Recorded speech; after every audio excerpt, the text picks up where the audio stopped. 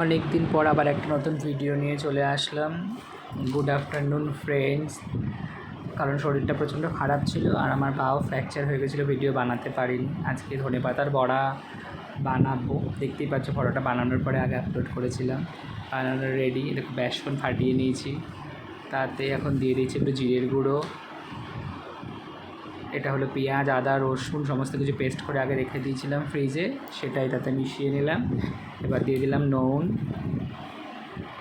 তারপরে দিচ্ছি একটু লঙ্কার গুঁড়ো, হলুদ, এটা ধনে গুঁড়ো, আর একটু লঙ্কার গুঁড়ো দিলাম, ঝাল ঝাল হবে তাই জন্য, খুব স্পাইসি খেতে হবে। ভিডিওটা বানানোর আগে না দিয়েছিলাম গান দিয়ে ভিডিওটা আপলোড করে, দেখি কপিরাইট পড়ে গেছে। একটা সামান্য ছোটো গান দিয়ে দিয়েছি, বেসনটা ফাটানোর জন্য একটু জল দিয়ে নিলাম। গান দিয়ে ভিডিওটা দিয়েছিলাম, তা কপিরাইট করে দিয়েছে। ভেবেছিলাম ভয়েস দিয়ে দেবো না, তারপর আবার এখন ভয়েস দিয়ে আমাকে দিতে হচ্ছে। আর একটু জল দিয়ে দিলাম, কারণ ব্যাটারটা প্রচণ্ড মোটা ব্যাটারটা হয়ে গেছিলো। পকোড়া পকোড়া টাইপের করব, কিন্তু দেখা যাক কি হয়। এই দেখো কতটা থিকনেসে বেটেছি। ধনে পাতাগুলো আমার মা আগেই কুচো কুচো করে কেটে রেখেছিলো, জল দিয়ে ধুয়ে সেগুলো এবার ওই বেসনের ব্যাটারটার মধ্যে মিশিয়ে নিচ্ছি। ভালো করে ওটা আরেকবার চামচ দিয়ে ভালো করে মিশিয়ে নেব। এটাকে আরেকবার চামচ দিয়ে ভালো করে মিশিয়ে দিলাম।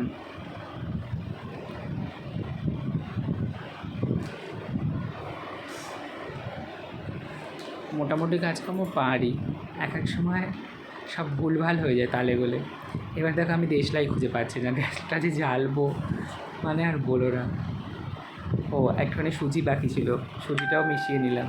সুজিটার কথা আমি ভুলে গেছিলাম ফার্স্টে, তারপর মনে পড়ছে সুজি দেওয়া হয়নি।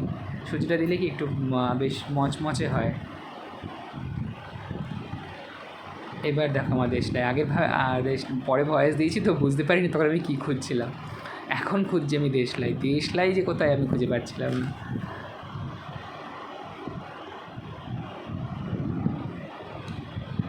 আসলে গ্যাস লাইটার দিয়ে জ্বালাতে হয়, আমি দেশলাই দিয়েই জ্বালাই। আমাদের লাইটার খারাপ হয়ে গেছে আর কেনা হয়নি।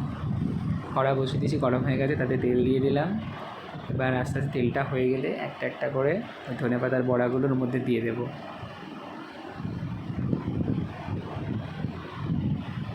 এত যা গরম পড়েছে বাইরে, এই গরমের মধ্যে অন্য কিছু খেতে ইচ্ছাও করছে না। মা দুপুরবেলা আম দিয়ে মুসুরির ডাল রান্না করেছে, ভাত, উচ্ছে আলু দিয়ে ডাঁটা দিয়ে তরকারি। আমি বললাম তাহলে কটা বড়া ভেজে নিই, ভালো হয়ে যাবে খাওয়া। আরামের চাটনি আছে, ব্যাস আর কিছু চাই না। দেখতে পাচ্ছ কড়াই বড়াগুলো দিয়ে দিয়েছি, অলরেডি এগুলো লাল লাল করে ভাজাও হয়ে গেছে। এবার একটা একটা করে তুলে নিলাম প্লেটে, আবার কয়েকটা বাকি ছিল সেগুলো দিয়ে দিলাম। এবারের পালা হচ্ছে এগুলোকে ভালো করে লাল করে ভেজে নিতে হবে, নিয়ে তুলে নিয়ে ব্যাস সস দিয়ে পরিবেশন করে দাও।